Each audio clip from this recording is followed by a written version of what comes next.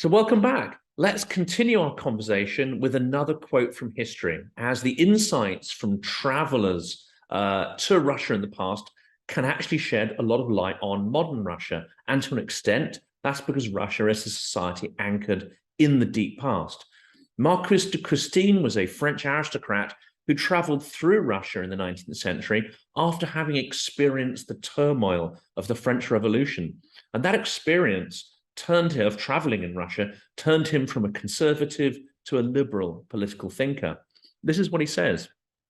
In Russia, whatever be the appearance of things, violence and arbitrary rule is at the bottom of them all. Tyranny, rendered calm by the influence of terror, is the only kind of happiness with which this government is able to afford its people. Now, I think that quote has a striking relevance in its application to the current situation and Russia and Belarus. And actually, we talk quite a lot about NATO, we talked quite a lot about the causes of the war, and I think this gets to the heart of it. And that is that Ukraine is moving away from the post-Soviet space. It's developing civil society, it's developing a basis in rule of law, and a degree of sort of self-determination. Isn't this why Russia is actually doing the war? It's nothing to do with NATO. It's a sort of Ivan Grozny destroying Novgorod Republic to the ground. This is like a modern version of that. You're absolutely right, Jonathan. And, also what Marquis de Christine was describing, this abject reality wrapped in a very thin veneer of decency. That creates this outward expression that things are normal, that shows some degree of normalcy, or at least projects it to the Western observer. This is what we call a Potemkin village. So Russia today, from its institutions down to its military, is a huge Potemkin village, a mega Potemkin village, if you will. Ukraine, as you correctly pointed out, has been trying to leave this miserable reality of this post-Soviet, unreformed, corrupt bureaucratic system, and join a prosperous Western world through its many institutions, whether be it NATO or the European Union. If and when it does so, of course, it will project an image of a nation, a substantial portion of which is actually Russian speaking too, that's actually prosperous, and that doesn't need Russia to exist, and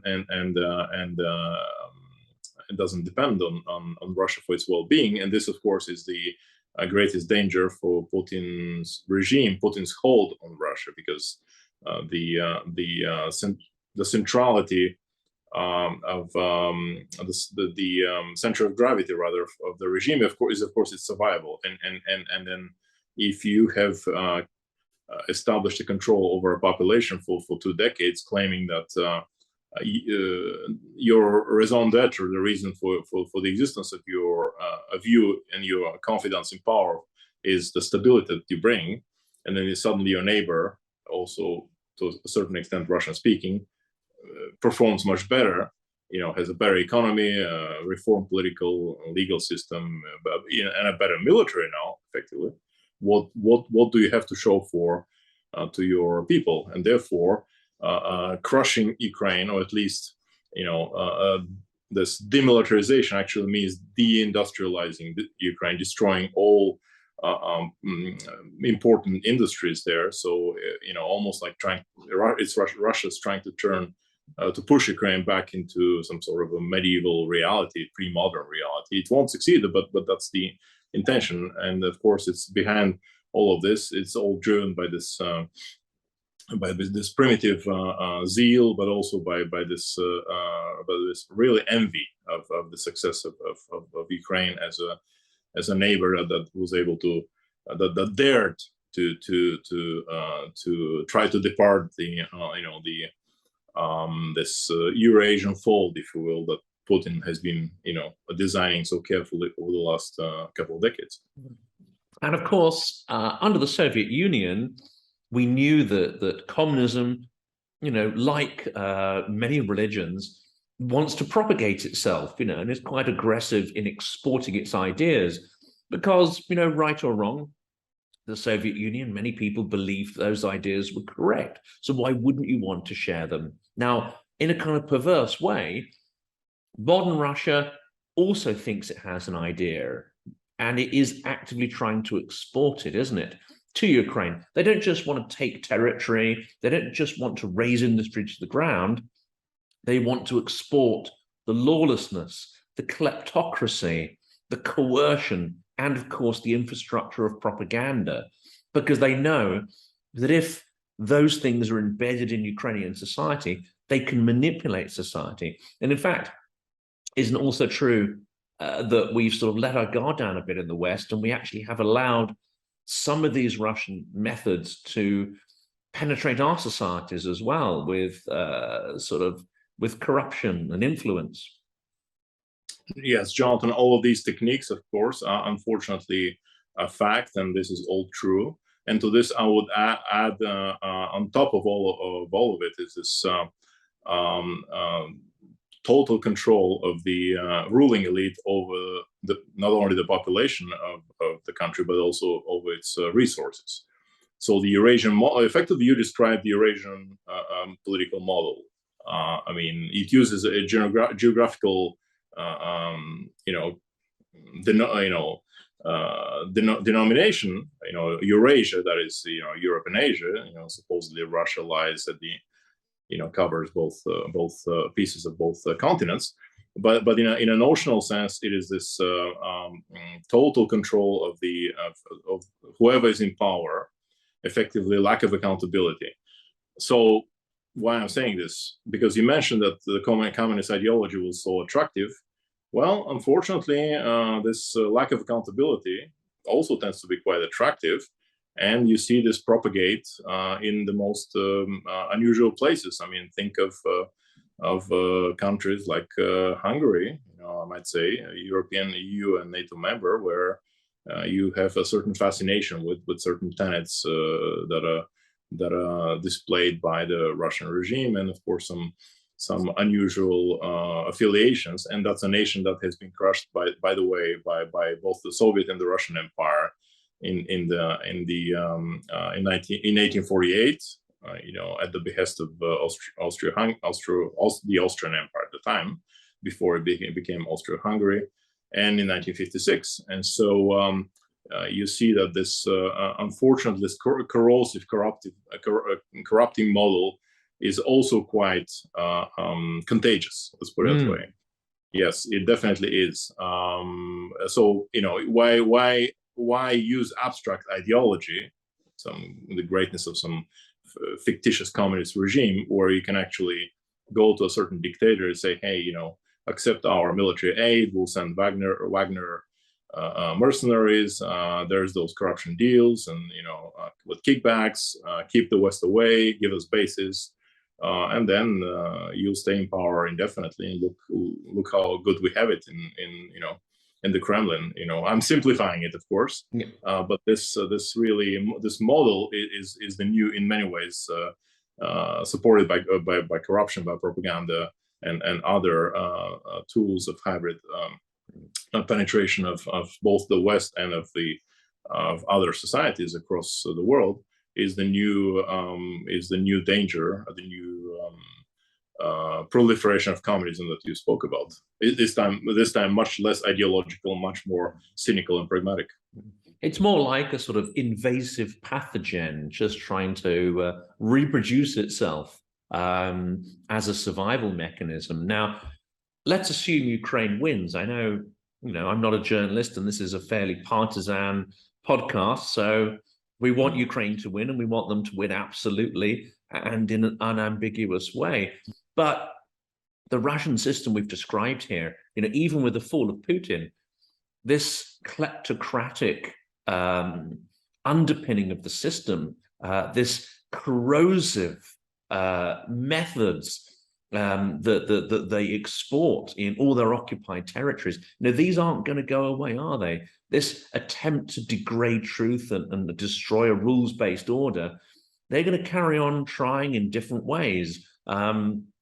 Just this week, the degradation of Amnesty International that we've seen through, we don't know whether it's sort of indirect or direct Russian influence. I mean, this is the kind of degrading effect they have on institutions, isn't it? And it's not going to stop. And definitely not going to stop. Every institution that they penetrate effectively is doomed to turn in a certain way, to a certain extent, into their tool, or at least they try to manipulate its workings, its influence, using its name, even Amnesty, as you said, and many others. Using international organizations in the first place is an important tool or strand of their lawfare, actually, the global lawfare campaign. But talking about whether the Russian system will persist, of course, there comes the fundamental question. It's not only philosophical, but also deals with the history and the nature of power across those vast territories. How do you keep control over such a vast country with that has such a diverse population and geographical features without imposing a centralized control? At least that's that has been the ruling model since even before Ivan the Terrible, and that actually is what Putin and his regime think justifies their actions, because, well, we don't, as he put it several years ago, why do we need a world where that Russia doesn't exist, right? Okay. I suspect that when they're defeated and under and this avalanche of combined pressure from both the West and then the internal discrepancies and conflicts within Russia, they might end up collapsing into several entities. That's one of the sort of versions of the future that's portrayed by many in the West. Or you could have a period of short liberalization again, whether it's Navalny, if he survives his jail time, or somebody else whose function, unfortunately, will be to probably convince the West that they've normalized after, I don't know, a decade or so. And then we might see another reincarnation, another rebuilding of this repressive apparatus. I mean, again, I'm not optimistic at all that the true values of democracy and will ever take hold in Russia.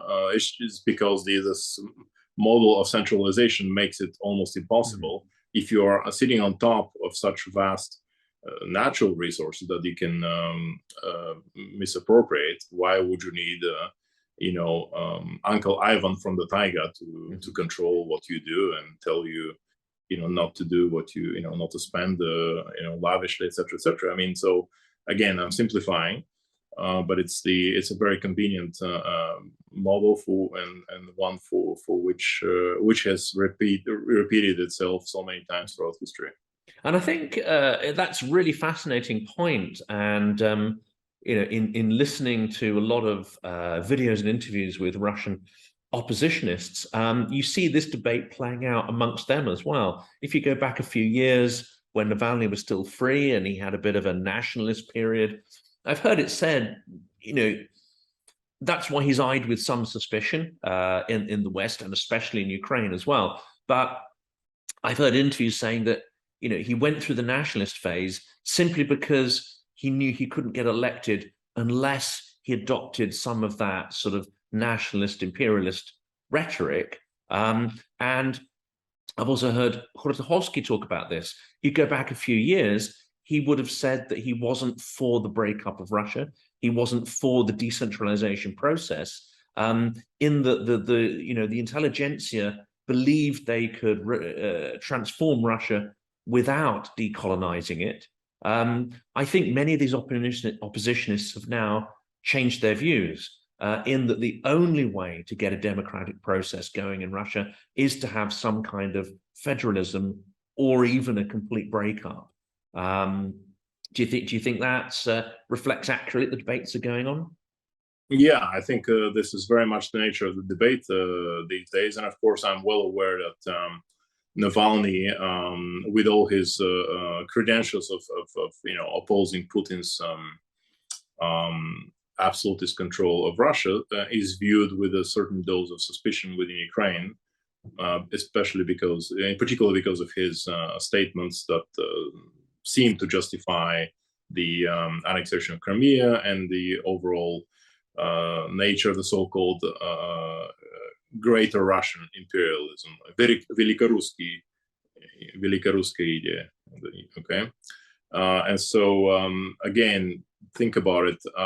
Absolute power corrupts absolutely. So, in order to have a successful federal society sitting on top of such a vast wealth and resources, I mean, you'd have to be George Washington, really, who gives up on his presidency and goes back to to his previous to his estate, or Thomas Jefferson going back to Monticello. You have to have this humility, upbringing, ability to actually give it all up.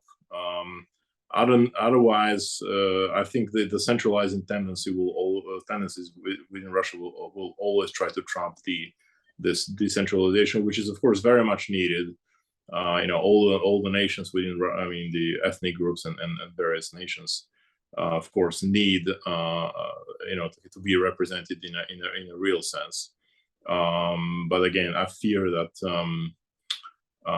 with this poison of propaganda and this ongoing war, it's being used by Putin's regime to mobilize them. I mean, look at how many Buryats are dying in a disproportionate number of citizens from the poorest regions. I mean, that's actually, according to the theory, these would be the regions that would have to revolt and actually protest, right, and then oppose.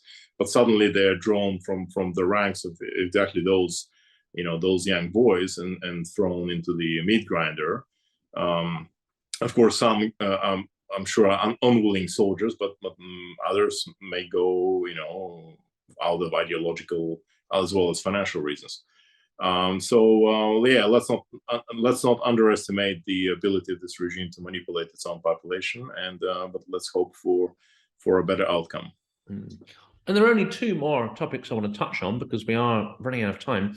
One of those, of course, is the lawfare, is the weaponization of everything. Yes, energy, food, etc.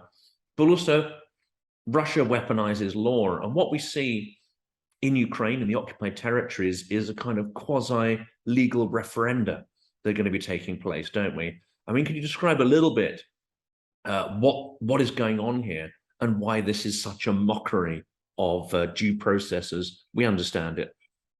Yes, thank you for this question, and it is an extremely important. It is of extreme importance for the West to understand that Russia has been using its own legal system, its own the pillars of the international order that the West has set ultimately against the West and against this very order that we're trying to protect.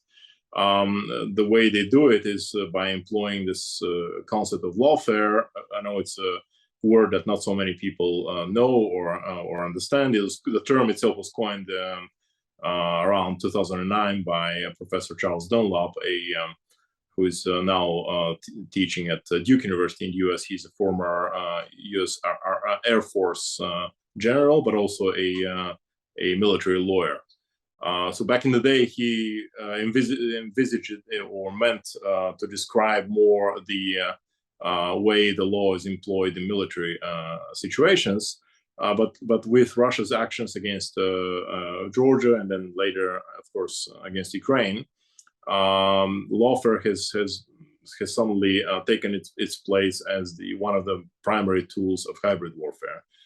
In other words, it's a dark side of the law. It's the twisting and bending of international and domestic law to serve Russia's purposes, both within the country and outside.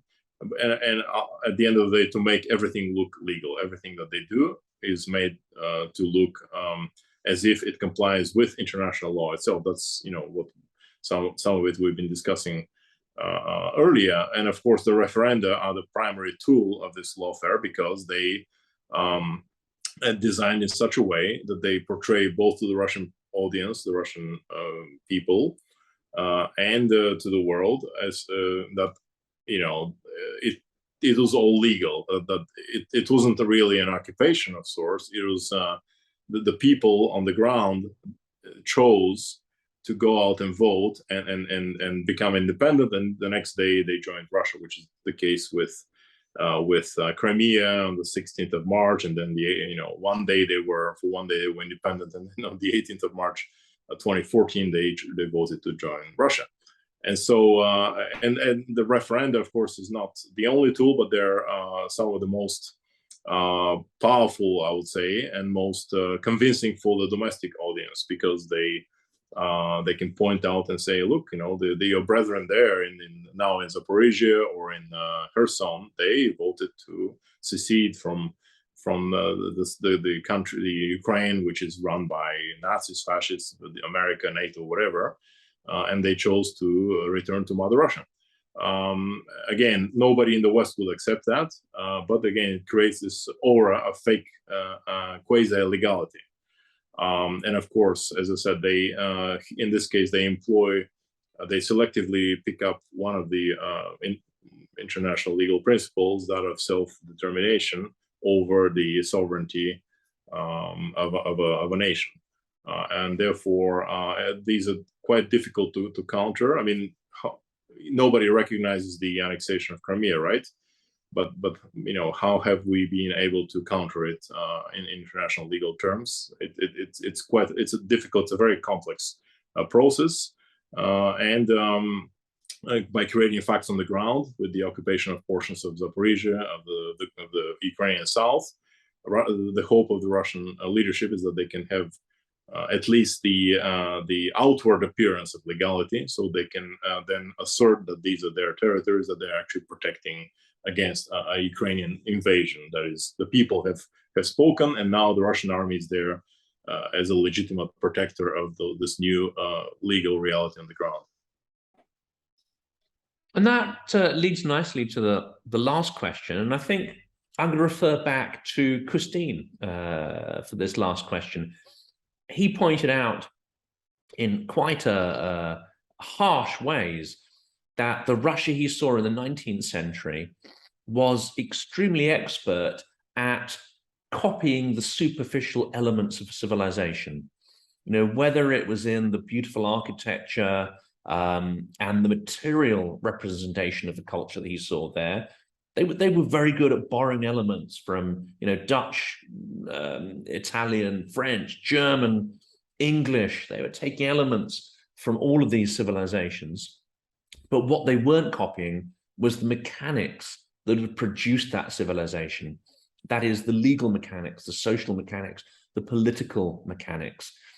And we see this as well, don't we, in the Soviet Union? You had industrialization without capitalism, without the class system, without market forces.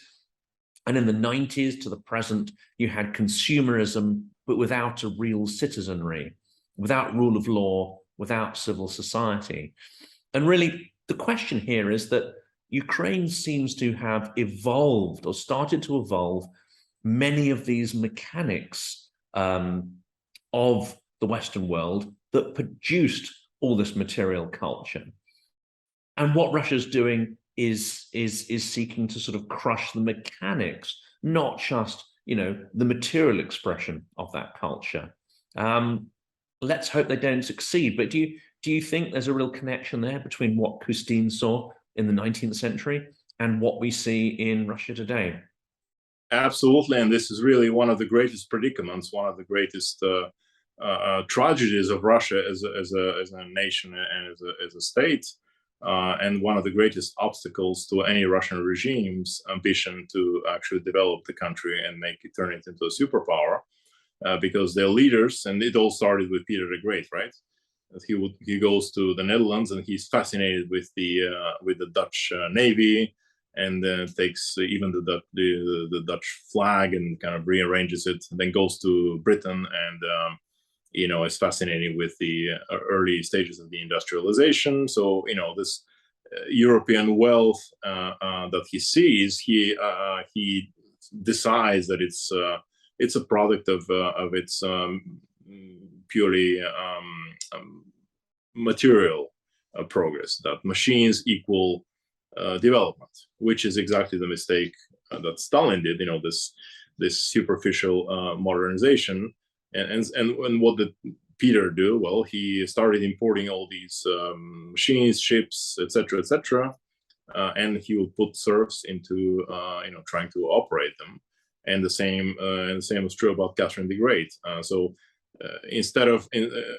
he would bring in advanced Western equipment, but then under Peter, the estates within the Russian society were codified. So he actually created this rigidification of the Russian social system, this lack of upward mobility within the estates, within the various noble ranks and layers of society. And even worse, Catherine, who actually came from the West, she was German by birth, also tried to introduce many of the Western features, but she also brought serfdom back in an even more rigid way, and even imposed it on Ukraine, on the occupied portions of Ukraine. And so this terrible discrepancy between the importation of Western advanced equipment, systems of all sorts, and the underlying rigidification of Russian or Soviet society. And then, of course, in Stalin's time, you have effectively a slave-owning society within the Soviet, which was the Soviet system. With on top of it, you'd have the import of American equipment, or entire plants, as you know, were built in the States, then dismantled and taken to the Soviet Union. Of course, it didn't bring about the development of the nation, but it created this outward appearance of an economic and military development. Just like nowadays,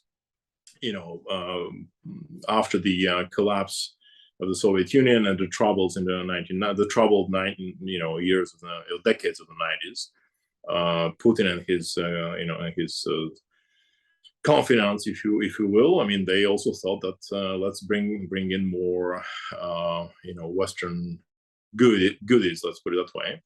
And at the same time, they kept rigidifying the Russian society, and what we spoke about earlier, hollowing out the institutional foundations of the newly democratic state, and creating this really strongly centralized system. So again, he repeated the same mistakes structurally of Peter, of Catherine, of Stalin, of every ruler of Russia who has been trying to modernize it.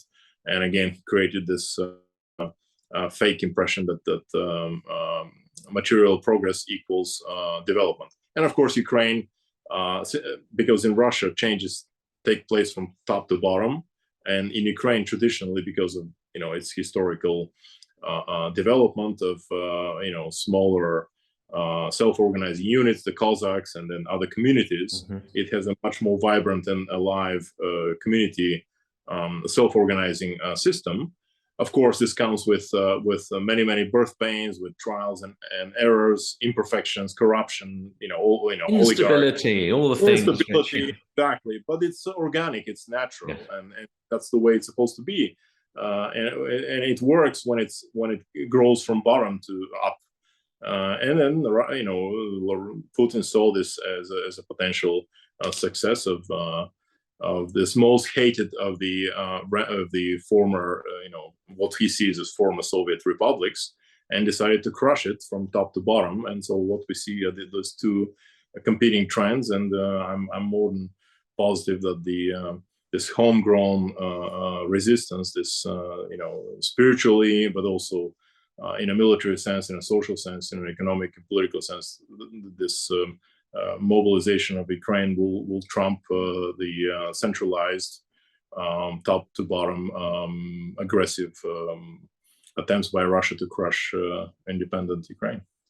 And this podcast, everyone I've spoken to is on the same side. We want Ukrainian victory for sort of moral reasons. But I think you made an important point there that it's a better system. That organic bottom-up system is a better way to organize society. So it's especially important that that triumphs over the inefficient top-down vertical system for both moral and political reasons. Absolutely, and let's hope this comes about sooner than later. And if I may end with my favorite greeting these days, Slava Ukraini. Slava Ukraine. And I don't know the response to that. There's a response. Response is Heroям Slava. Heroям Slava. That's the one. Yeah. Mark, thank you so much. It's been a huge pleasure.